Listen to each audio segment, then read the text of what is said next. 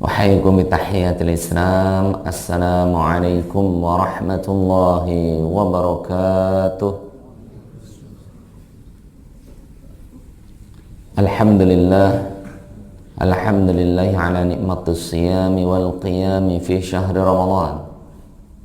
Alhamdulillahi ala nikmatil imani wal islam wal amni wal aman. Alhamdulillahilladzi bi ni'matihi tatimmus shalihat. Asyhadu an la ilaha illallah wahdahu la syarika lah wa asyhadu anna Muhammadan abduhu wa rasuluh safi wa khaliluhu alladzi la nabiyya wa la rasula ba'dah.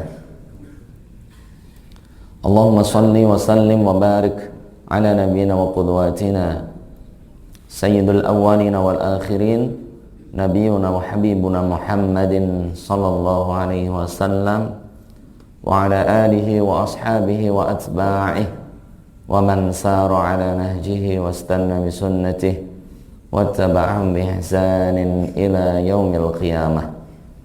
Amma ba'd. Wa laqad qala Allah tabaraka wa ta'ala fi kitabil aziz, ya ayyuhalladzina amanu kutiba alaikumus shiyam kama kutiba 'alal ladzina min qablikum la'allakum tattaqun. Wahai orang-orang yang beriman, Allah mewajibkan kepada kalian semuanya berpuasa sebagaimana Allah mewajibkan atas orang-orang sebelum kalian, la'allakum tattaqun, agar kalian menjadi hamba-hamba Allah yang bertakwa.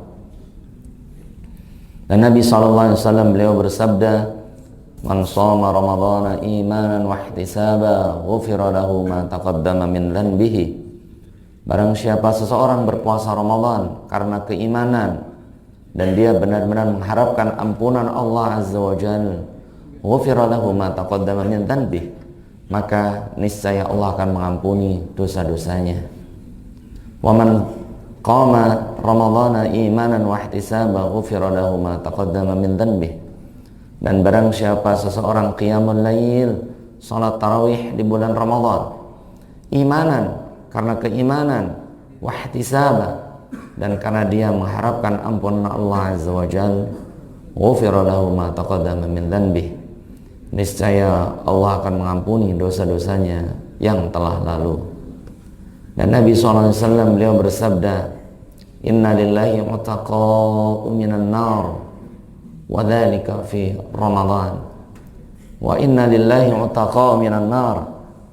Dan Allah Subhanahu wa ta'ala memerdekakan hamba-hambanya dari api neraka di bulan Ramadan.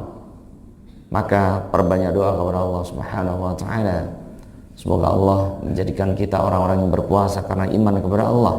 Semoga Allah menjadikan kita orang-orang yang qiyamul lail, salat tarawih karena keimanan dan mengharapkan ampunan Allah. Dan semoga kita semuanya termasuk orang-orang yang Allah bebaskan, merdekakan dari catatan api nerakanya Allah Subhanahu wa ta'ala. Amin. Amin ya rabbal alamin. Jamaah salat zuhur Masjid Al-Ahnaf rahimani wa rahimakumullah yang dimuliakan oleh Allah Subhanahu wa ta'ala. Allah mengingatkan kita semuanya di surat Al-Baqarah setelah perintah puasa 183, Allah mengingatkan kita di 184-nya, ayyaman ma'dudat. Allah Ta'ala berfirman, hati-hati, ayyaman ma'dudat, Ramadan itu adalah hanya beberapa hari, dan tanpa terasa hampir separuh Ramadan akan kita lalui. Hari ini tanggal 13 Ramadan 1447 Hijriah, nanti malam masuk 14 Ramadan.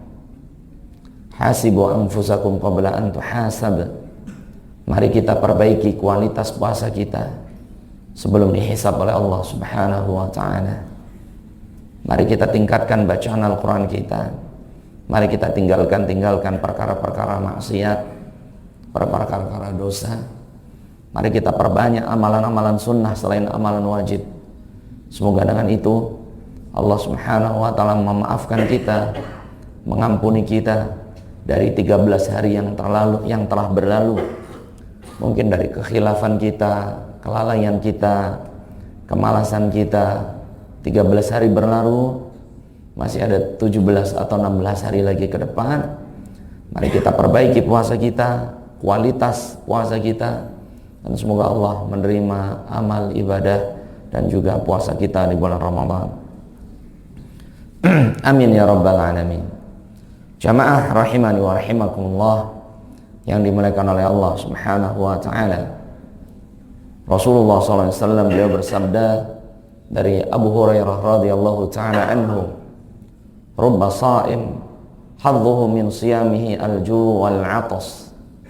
Dan di riwayat lainnya, "Rubba qa'im hadduhu min qiyamihi illa sahar." Banyak sekali sabda Nabi, orang yang berpuasa Ramadan yang ia dapatkan hanyalah haus dan lapar saja. Dia tidak mendapatkan ampunan Allah, dia tidak mendapatkan catatan penghuni neraka dibebaskan oleh Allah Subhanahu wa taala di bulan Ramadan. Dia tidak diterima puasanya. Dan Rasul mengingatkan kembali berapa banyak orang yang salat tarawih, qiyam Ramadan, yang dia dapatkan hanyalah bergadang, tidak tidur semalaman. Wal'iyadu billah. Semoga Allah menghindarkan kita semuanya dari tidak diterimanya puasa kita, dari tidak diterimanya salat malam kita. Amin ya rabbal alamin. Jamaah, ada 3 hal pokok yang membuat ibadah atau puasa seseorang tidak diterima oleh Allah Subhanahu wa taala, bahkan tidak mendapatkan apa-apa kecuali haus dan lapar. Apa itu? Yang pertama, tarkul faraid. Yang kedua, tarkul wajibat. Yang ketiga, fi'lul munkarat wal ma'siyah. 3 penyebab utama seseorang tidak diterima puasanya di hadapan Allah Subhanahu wa taala, walaupun dia menahan makan dan minum dari terbit fajar sampai tenggelam matahari. Dia menahan hubungan suami istri, ya, berjima di siang Ramadan. Namun dia melakukan salah satu dari 3 hal. Yang pertama, tarkul faraid, yaitu meninggalkan perkara-perkara yang fardu. Yang kedua, tarkul wajibat. Orang ini meninggalkan perkara-perkara yang wajib. Yang ketiga, fi'lul munkarat wal ma'asi. Dia puasa tapi tetap bermaksiat dan berbuat dosa di bulan Ramadan. Yang pertama, tarkul faraid. Orang ini berpuasa tapi dia meninggalkan perkara-perkara fardu. Dan perkara fardu yang lebih utama daripada puasa Ramadan yaitu apa jemaah? Yaitu apa jemaah? Salat 5 waktu contohnya, ya, salat 5 waktu. Jadi rukun Islam itu yang pertama syahadat, salat, puasa, zakat, haji. Ada khilaf di antara ulama, zakat dulu baru puasa atau puasa dulu baru zakat. Maka dalam bab ini ada orang-orang yang, mohon maaf, dia misalnya capek-capek puasa Ramadan, tapi wallahi dia tidak sholat wajib. Tapi apa? Tidak sholat 5 waktu. Ada tidak orang-orang yang na'udzubillah dia puasa Ramadan, terbit fajar sampai tenggelam matahari, bahkan dia sholat tarawih, tapi wallahi dia tidak sholat zuhur, tidak sholat maghrib, tidak sholat isya, tidak sholat subuh, tapi tarawih malah sholat. Tapi dia juga puasa Ramadan. Kira-kira, mohon maaf, puasa orang yang demikian diterima tidak oleh Allah Subhanahu wa ta'ala? Diterima atau tidak?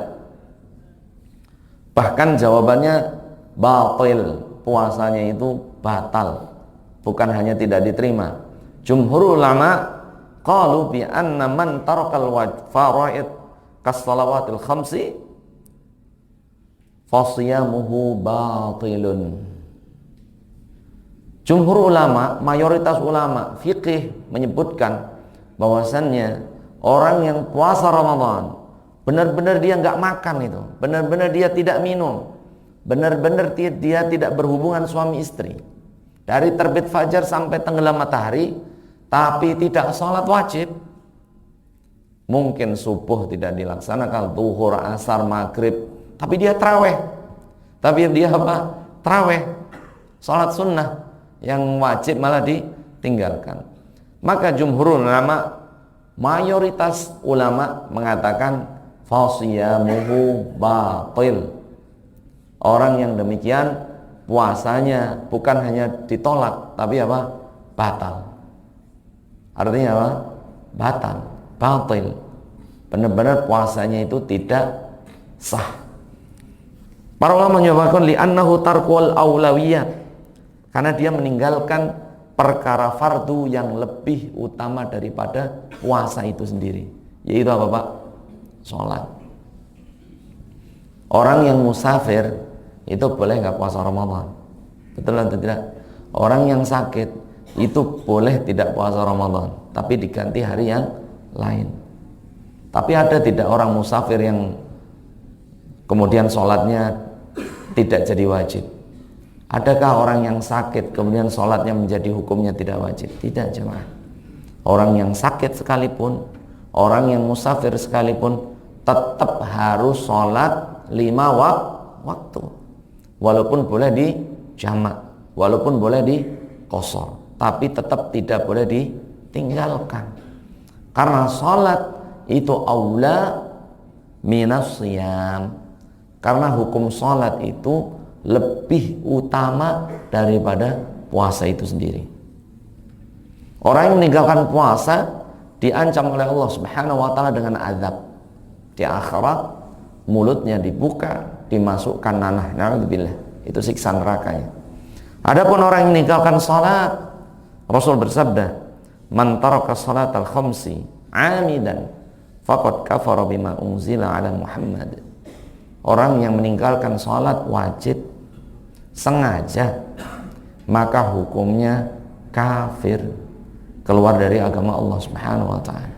Adapun orang yang meninggalkan puasa sengaja, itu tidak sampai derajat kafir. Nah, jadi na'udzubillah, jangan sampai ada di antara kita, waliyadzubillah, terutama insan waskita karya, jangan sampai kita puasa tapi apa? Tidak sholat. Bahkan ada orang yang nggak sholat maghrib tapi taraweh ikut. Ini ada. Karena sholat maghribnya sibuk dengan buka bersama. Nah ini ya, bukbernya di kafe, bukbernya di apa misalnya, ya di tempat umum. Akhirnya maghribnya ketinggalan, ya, bahkan ditinggalkan.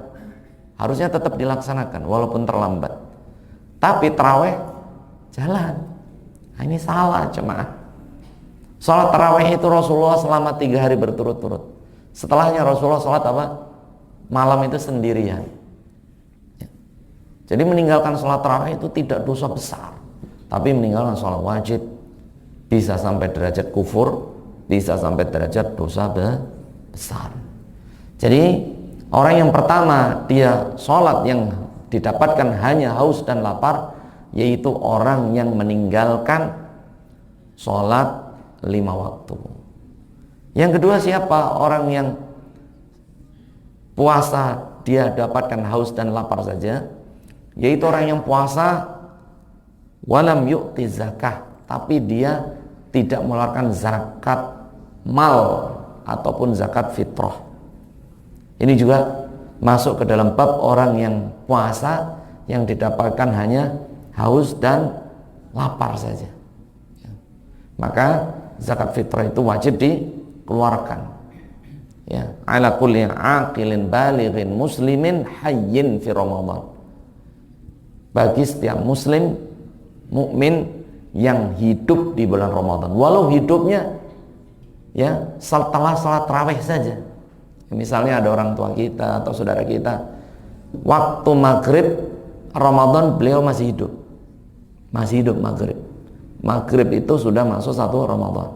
Maka orang yang hidup di waktu maghrib, walaupun isya beliau sudah tidak ada, maka dia wajib mengeluarkan apa? Zakat fitrah.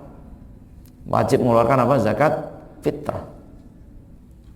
Atau sebaliknya, bayi yang dia lahir, ya, bayi yang lahir yaitu di waktu sebelum sahur, ya, atau di waktu apa? Sahur itu waktu terakhir dari buka puasa Ramadan terakhir. Dia masih hidup di hari raya di hari raya Idul Fitri, mohon maaf, yaitu sebelum maghrib selesai. Dia maghrib lahir, bayi lahir sebelum maghrib, maka dia wajib mengeluarkan zakat fitrah karena dia masih masuk tanggal 30 atau 29 Ramadan, gitu ya. Saya ulangi, orang yang masuk 1 Ramadan walaupun maghrib saja, atau bayi yang lahir sebelum Ramadan, sebelum Idul Fitri, yaitu sebelum maghrib, itu masih masuk Ramadan, dia pun wajib mengeluarkan apa? Zakat fitrah. Paham sampai sini Bapak Ibu? Ini penting ya. Jadi orang yang dia puasa, yang dia dapatkan hanya haus dan lapar, yaitu orang yang meninggalkan zakat fitrah. Yang kedua, zakatul mal, yaitu zakat harta. Ketika hartanya mencapai 85 gram emas, ya, atau 20 dinar, maka dia wajib mengeluarkan 1/40. Sebagian ulama, orang yang tidak mengeluarkan zakat padahal dia puasa Ramadan, maka dia masuk ke dalam orang-orang yang meninggalkan perkara fardu, rukun Islam, syahadat, salat, zakat, puasa. Jadi sebagian ulama mengatakan zakat itu, salat itu rukun kedua, zakat itu rukun ketiga, baru puasa itu rukun keempat, haji rukun kelima. Jadi orang yang puasa meninggalkan salat jelas batal, puasa meninggalkan zakat, sebagian ulama mengatakan puasanya sah, tapi termasuk orang yang tidak mendapatkan ampunan Allah. Pendapat yang ekstrim, puasanya tidak sah, sebagaimana dia meninggalkan perkara sholat. Nah ini makanya Bapak Ibu yang mendapatkan harta setahun berputar, perhitungan hartanya 85 gram emas atau senilainya, sekarang emas itu hampir 3 juta ya. Kalau 85 gram emas ya kurang lebih hartanya 250 juta ya, tidak dikeluarkan 2,5% ya, maka orang ini khawatir termasuk orang-orang yang tidak mendapatkan ampunan Allah Subhanahu wa ta'ala. Yang kedua, yaitu orang yang berpuasa tarkul wajibat, dia meninggalkan perkara yang wajib. Contoh perkara wajib, mohon maaf, terutama kaum perempuan, yaitu contohnya apa? Berhijab, menutup aurat. Berapa banyak, mohon maaf, kaum hawa atau perempuan yang puasa capek-capek dari terbit fajar sampai tenggelam matahari, tapi ketika keluar dari rumahnya tidak menutup aurat. Tidak menutup apa? Aurat ya. Atau lelaki yang tidak menutup aurat, sama. Misalnya aurat laki-laki antara pusar sampai lutut. Aurat perempuan semua anggota tubuhnya kecuali muka dan telapak tangan. Semuanya harus tertutup kecuali muka dan telapak tangan. Dia puasa capek-capek, tapi ke kantor, mohon maaf, tidak berhijab. Ke warung tidak berhijab. Keluar rumah terbuka auratnya. Maka wanita yang demikian masuk ke ancaman Nabi SAW. Man lam yada' qawla zur wal amala bihi falaysa lillahi hajatun fi ayyada'a ta'amahu wa syarabah.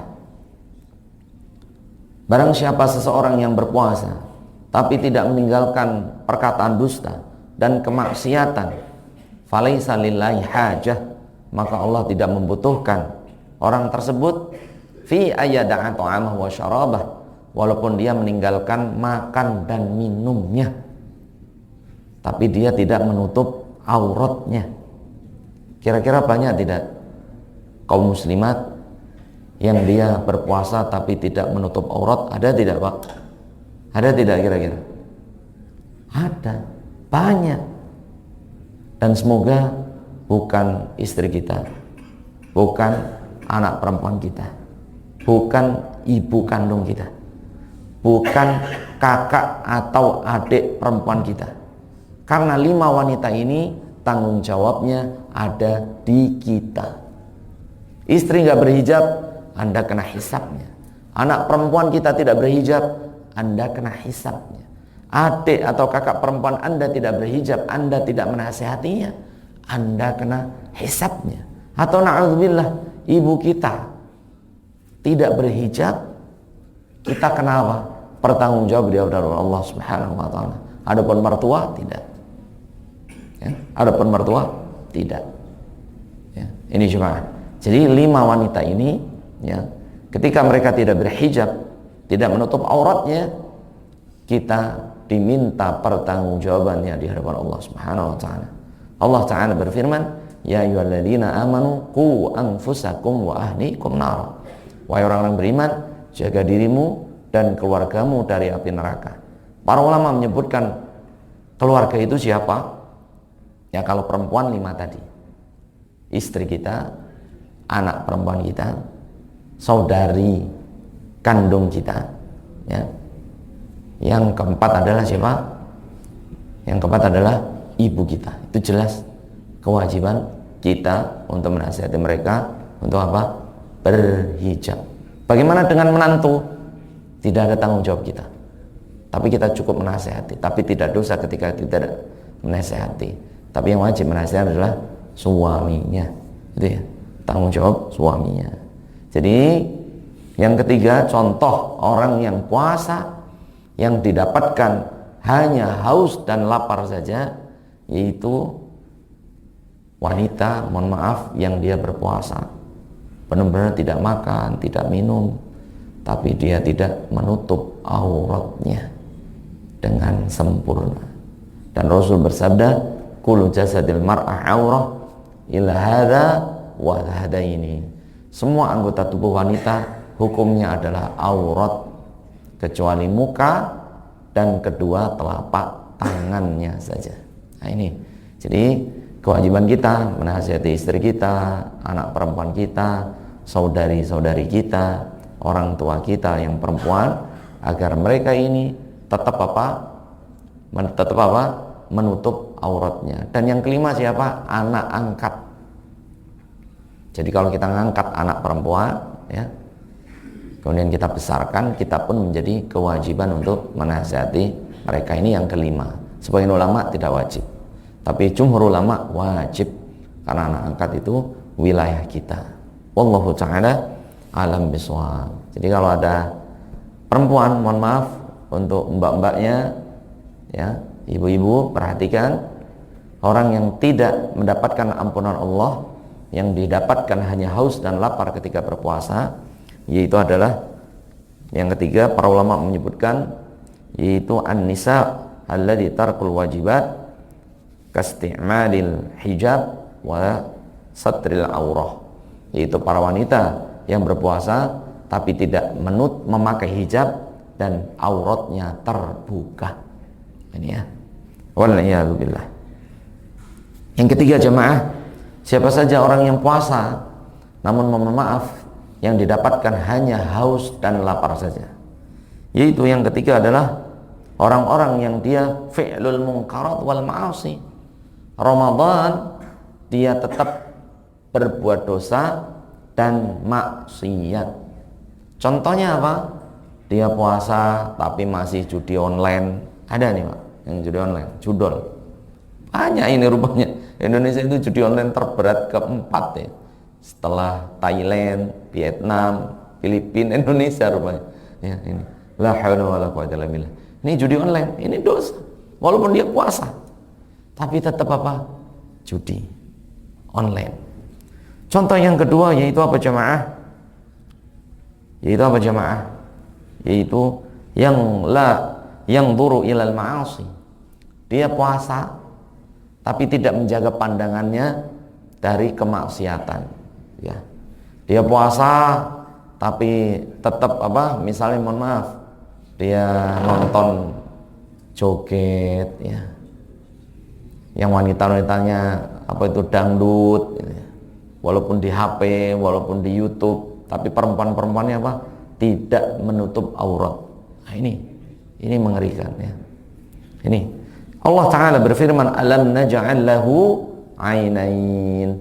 Dosa paling besar para laki-laki ada di bulan Ramadan adalah pandangannya. Jadi benar-benar bulan Ramadan kita benar-benar nutup.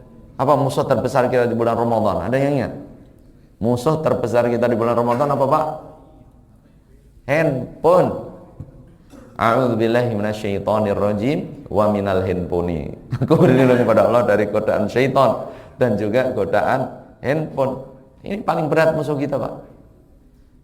Apalagi punya handphone sampai 2. Innalillahi wa inna ilaihi raji'un. 1 aja sudah berat. Ada yang punya handphone 2, tab 1, laptop 1, 4 musuhnya.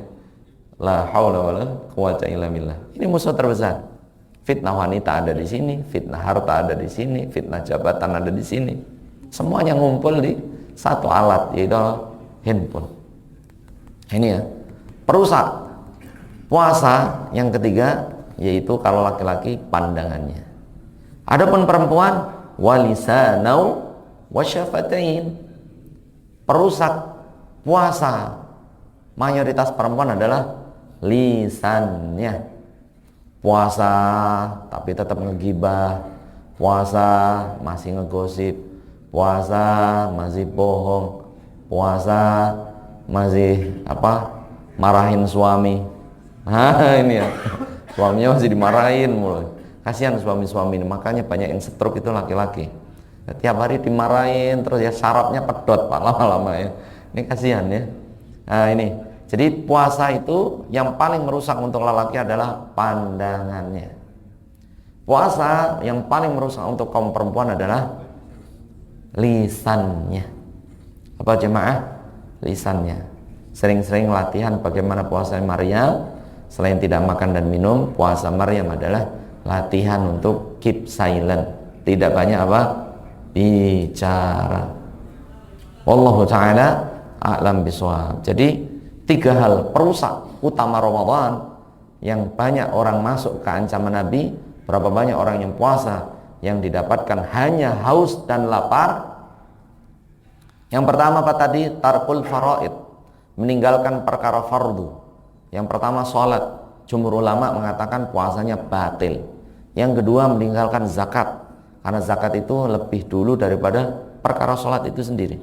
Maka sebagian ulama puasanya ada yang mengatakan batil. Yang kedua dia hanya mendapatkan haus dan lapar.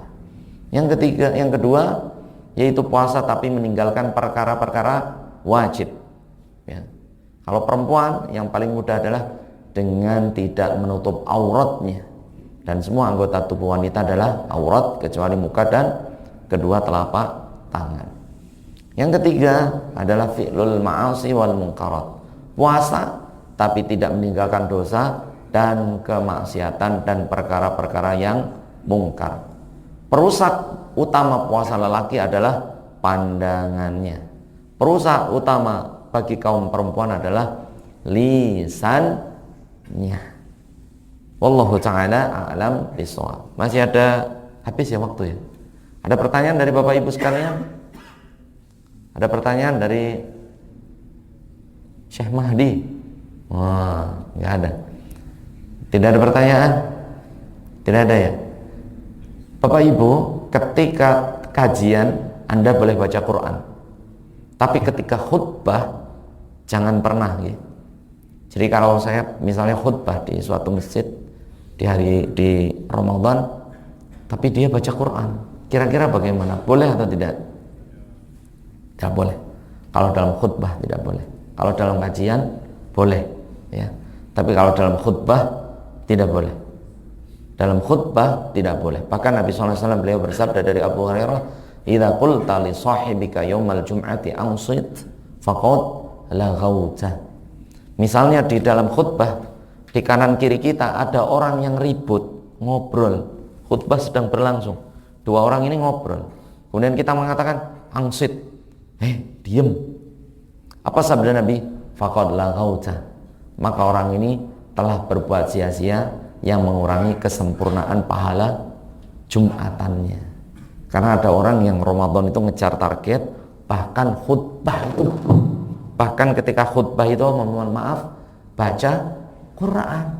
Itu ada tidak? Pernah lihat tidak? Kalau nonton HP YouTube jelas itu ya. Ini sambil baca Quran, khutbah. Imannya khutbah, dia baca Quran. Alhamdulillahirabbil alamin arrahman. Ini maka khawatir dia termasuk orang-orang yang apa? Tidak mendapatkan kesempurnaan pahala Jumatannya. Jangankan itu, menegur teman yang ribut saja, ini nggak boleh. Tapi cukup dengan isyarah. Jangan diam, nggak boleh. Tapi apa? Dengan isyarah. Karena khutbah itu pengganti 2 rakaat sholat zuhur. Ini pendapat Imam Syafi'i. Kalau sholat boleh nggak negur temannya? Diam. Boleh tidak? Tidak boleh. Tapi kalau temannya ribut, ditarik atau ditepuk, batal nggak sholatnya? Tidak. Jadi hati-hati. Tapi kalau dalam kajian boleh ya baca Quran atau berzikir. Tapi kalau dalam khutbah jangan. Baik khutbah Idul Fitri, Idul Adha ataupun khutbah Jumat. Barakallahu fikum jami'an. Tidak ada pertanyaan dari teman-teman? Syekh Mahdi tidak ada pertanyaan? Yang lain ada pertanyaan tidak? Kalau tidak ada pertanyaan, kita tutup dengan baca hamdalah. Alhamdulillahirabbil alamin. Kita tutup dengan doa kafaratul majlis.